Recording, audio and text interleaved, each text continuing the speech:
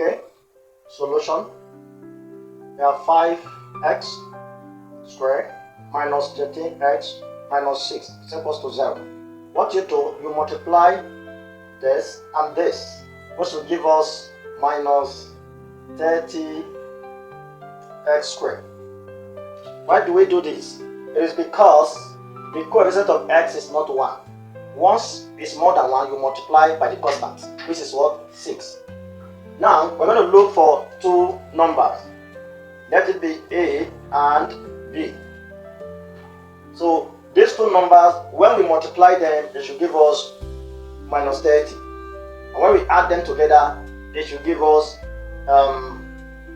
minus 13. So, if we say a times b, it should give us minus 30. If we say a plus b, it should give us minus 13. So what is the value of a and b? A and b can be minus 15 plus 2. And this will give us the answer. It will give us minus 13. When we say minus 15 times 2, it will give us minus 30.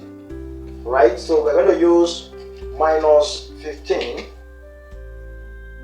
5x squared minus 13x minus 6 is equals to 0. So these two figures now, minus 15 and plus 2, they're going to replace this in this equation. They're going to replace 13x. Therefore, we have 5x squared minus 15x plus 2x minus 6 equals to 0. So you notice that 13x has been replaced with minus 15x plus 2x, and that will make it possible for you to factorize.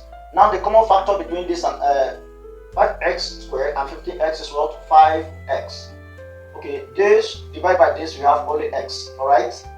Minus 15x divided by 5x, we have only 3. Alright, then we have the common factor here is 2. 2x divided by 2, you have x, alright? Put your minus.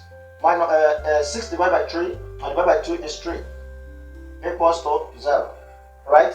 And so we have x minus 3, open another bracket, 5x plus 2. Since the factors in the bracket are the same, x minus 3, you choose only one, which is this, right? Now, 5x plus 2 will form another bracket. We have factorized them. Now let's look for the solution of x. So x minus 3 is equals to 0, or 5x plus 2 is equals to 0. Now x is equals to 3, or x is equals to 2 over 5. And this become the answers. So x is equals to 3, or x is equals to minus 2 over 5.